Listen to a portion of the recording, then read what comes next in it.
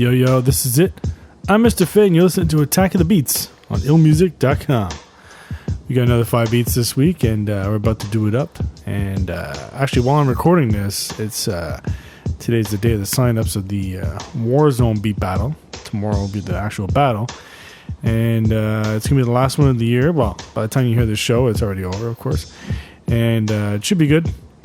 I'm sure it will be good. And so the next set of battles will be, well, for Warzone, I'm not sure, but for Beat This, I think the next one's probably, I think it's the first or second week of January. So we'll bring in the new year with a nice Beat This competition. I'll make sure it's a theme, so all you people can go ahead and, upload your beats and all that stuff.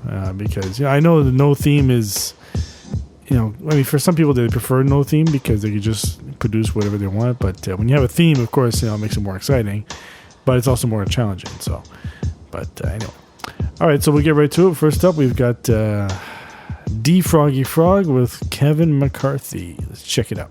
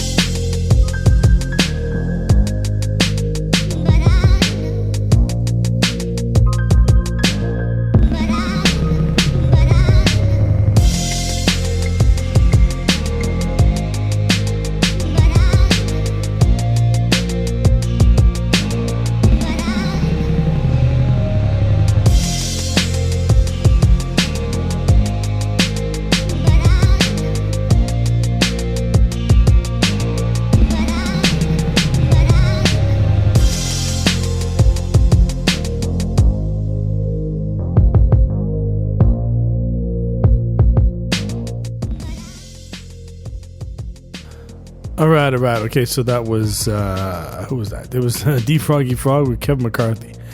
All right, so in this beat, the first thing that stood up for me was the bass line. Nice bass line. And that's really important for me because when I'm listening to beats, a lot of times, a lot of beat makers, right, they don't really like to do bass lines. I mean, it's kind of boring, right? I mean, it's like a guitarist, like who wants to actually be a bass player? They want to be, the rock star lead guitarist or something, But anyway, so in this case, the bass line, it's very important that you have a nice bass line. And this is good because the one you did, it's nice. It's thick, but it's not overwhelming, and it blends in very nicely with the rest of your beat. So that was a good job on the bass line. The kick's great. The snare's good, but with the snare, first of all, it's not like a smacking snare, which is good because sometimes you hear a beat and the snare is nice, but it smacks so hard. It's like you're squinting every time it hits, when you're listening, especially you're listening on your headphones or whatever. But so the one you have is good, but honestly, I think if it was a different sounding snare, it would be better because the one you have is good, but like I said, it's just, I don't know, there's just something about it's kind of, maybe it's a little, I'm not gonna say dull, but I don't know, just something missing with that snare, just kind of dull, I guess you could say. But anyway, so try a different snare or something like that and see how that turns out. And the piano's great. Piano is fantastic because it comes in and out, it's subtle, it's not just the main thing, it's not just the lead of the beat or whatever, so you did a good job with that. But the one thing that I had a major problem with was the sped up vocals, because that was, when did that come in? That was late, I would say it was early 2000s. I think that came in, that type of style and all. And it's okay, but it depends how it's used, I guess, but I was never a big fan of the sped up vocals because it just never made sense to me. I mean, I know for some people they wanted to, sample a vocal snippet and make it fit with their beat, that's one thing. But when you just speed up the vocals just for the sake of speeding up the vocals, to me, it's, I don't know, it just doesn't.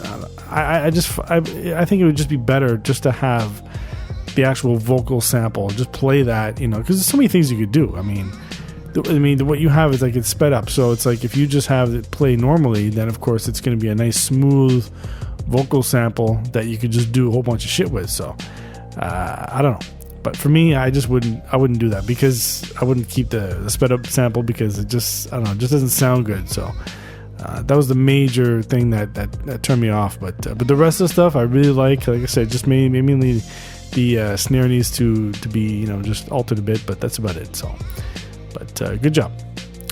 All right, so next up we have what do we have?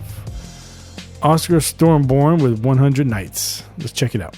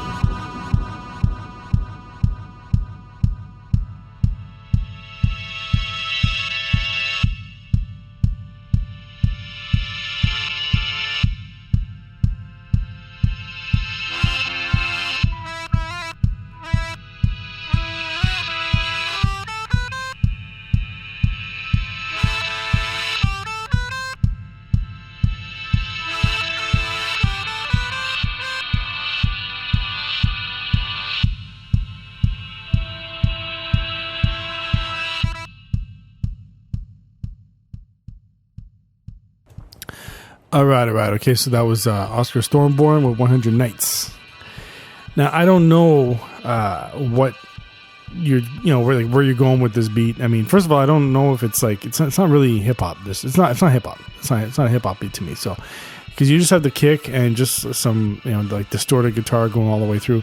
That's it. So it's like I don't know. I can't review that. I don't know how to really review that shit. But I don't know. I mean, I don't know if you're just starting out or if you're trying to experiment with something. I don't know, but it's hard to tell. Like I don't know. I just hear a beat. I don't know what people are actually using. So, but let's say you are starting out. I don't know. I guess maybe you are, but I always recommend. Like first of all, you only have the kick in there and stuff. There's no snare, no hat, nothing. So, I always recommend, especially if you're starting out, use some kind of drum break. Use a drum break. As soon as you get a drum break going, it's going to inspire you for sure to do something else. Because like even the guitar you have, I mean that's one thing. But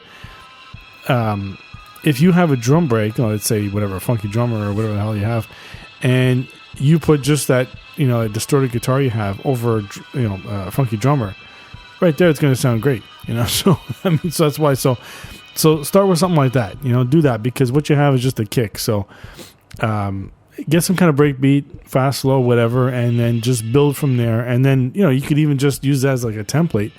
Once you've built up a beat around the drum break, then you could just take out that drum break and then make your own drums, your own drum track. So, but anyway, I don't know. Like I said, it's hard to tell. I don't know what your setup is and what you're trying to go, like where you're trying to go with this. But if you're starting out, give that a shot and see how it goes. All right, so next up we've got Purple Ape with Finally In. Let's check it out.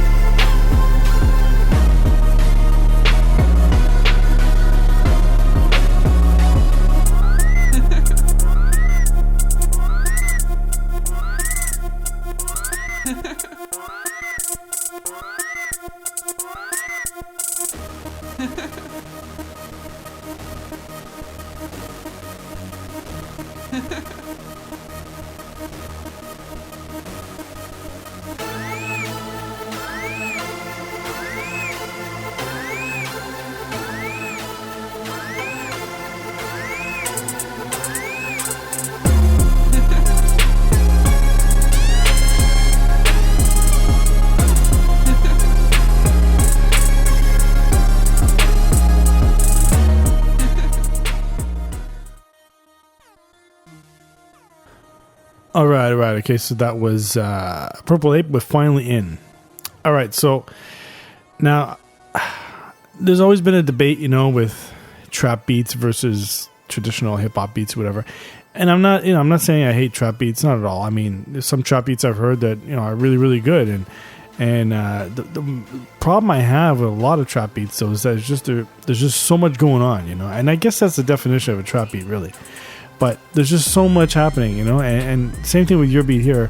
And it sounds good. I mean, I would have liked to have heard more consistency, let's say, like more, I mean, did you have, I don't know, you had the saw bass at one point, which sounded good actually, but the one thing that threw me off was that other synth part you had come in. It sounded like a dentist drill, and it's like, I don't want to ever hear a dentist drill, so I would take that shit out. But what was I gonna say?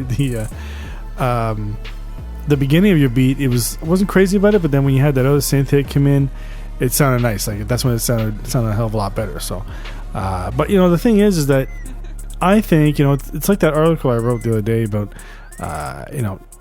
stop following and start leading. Start leading the way and start changing up beats and stuff. And I think whether you're making a trap beat or not or whatever. Like in this case, it's good what you have going on and stuff, but it's just a traditional type of trap beat. You know what I mean? And, you can go with that if you want, but I mean, you're sending in your beat for review, so I'm just giving some advice.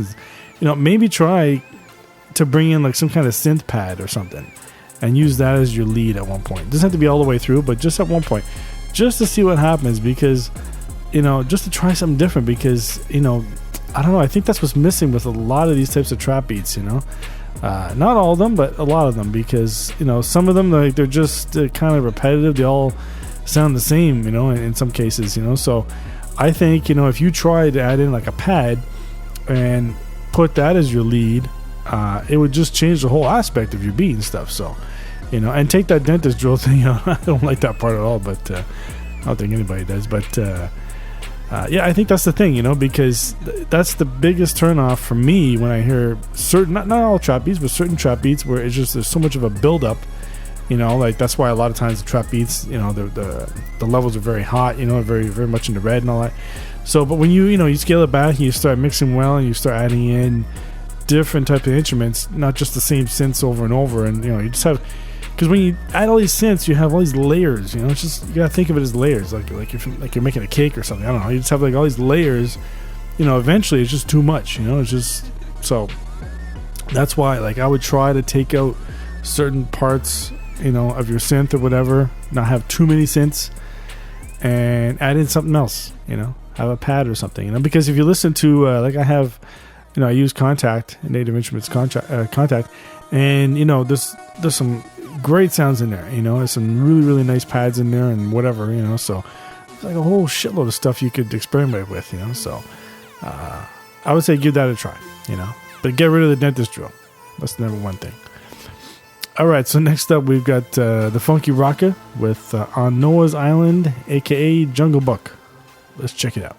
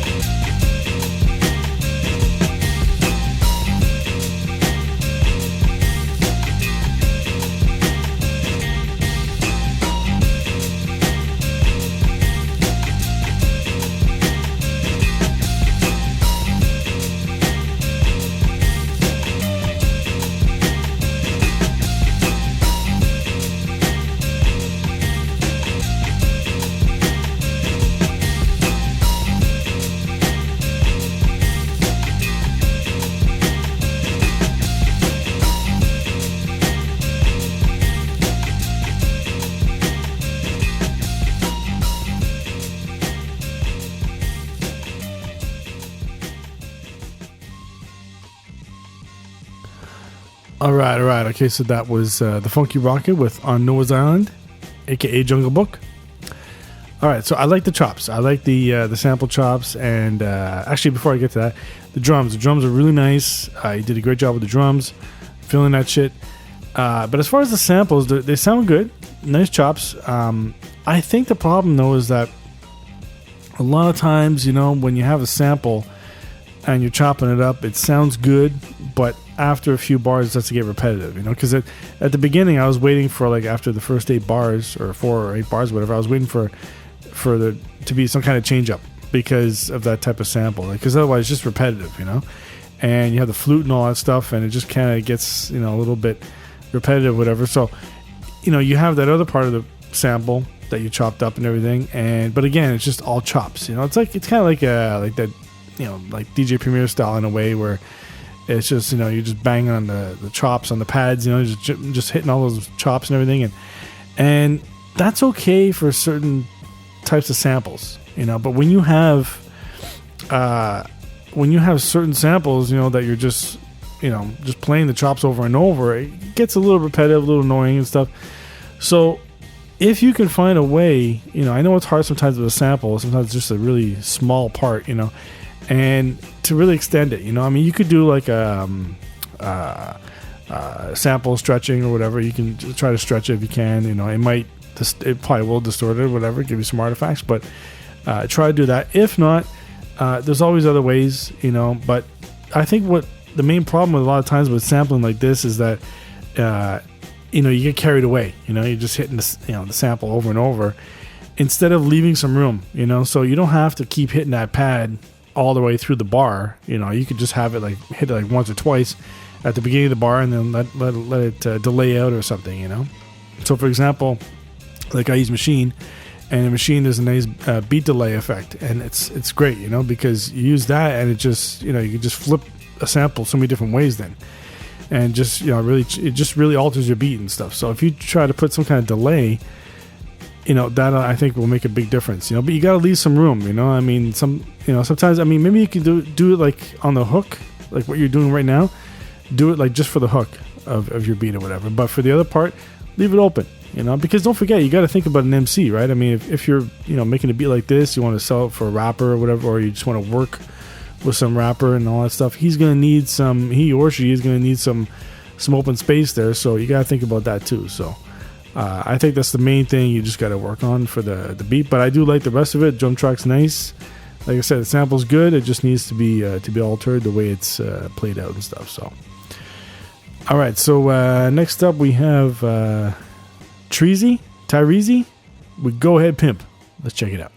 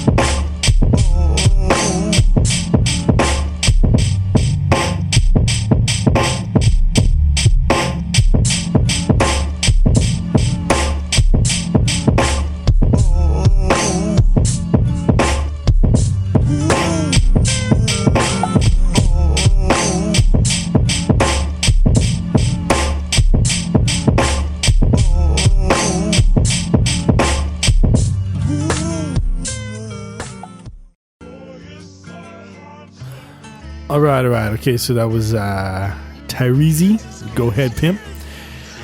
Now, this is interesting because this is the type of beat where it's a good beat. It's just that the main thing is the mix. So, and the main thing really is, what's interesting is it's the drum track. That's the main thing that's taken away from this beat because the drums, I think, they have a good sound, but they're very, very choppy. I can tell, like, obviously the drums, they sound a lot more muffled and hollow than the rest of the music. So I would do away with the drums altogether and get some new drum samples in there, something that sounds a lot tighter. And even if you do keep the same drums, that's fine. It's fine, but you got to try to EQ it somehow to make them sparkle some more, to bring them out and stuff. I mean, there's even some mastering and mixing effects that you can use to give. I think there's even one called Sparkle or whatever. But anyway, that and like add some swing to the drums, just to give them some life. Maybe up the hi-hat a bit. Like have a little more hi-hat. Just something like that, just to make them come out more, pronounce it more, rather than just have it so choppy, because the music sounds good, the sample's good, the vocals sound good. I mean, coming in and out like that, very smooth. I think the main thing is the drums. I mean, if you just change up those drums and just fix them up, like I said, I would do away with them all, because I can hear that the drums are, like I said, they're kind of they are muffled and hollow, but I can kind of hear like some artifacts in the background from those drums and stuff. So I would do away with them and stuff. But the main thing is that they just need to really shine. They need to be tighter, tighter, and add some swing to that shit. So but if you, like, for example, if you actually just took a breakbeat and just put that over the rest of the music, you'd have a winner right there. That's how it sounds nice. But it's the drums. So that's the main thing you need to fix, is the drums. And that's it, man. Really, the drums. That's it. Fix those drums, man. All right, so that's it for me on Mr. Fade. This is Attack of the Beats. Keep sending the beats in. I'll keep reviewing them. And my favorite beat this week, the winner is, drumroll please,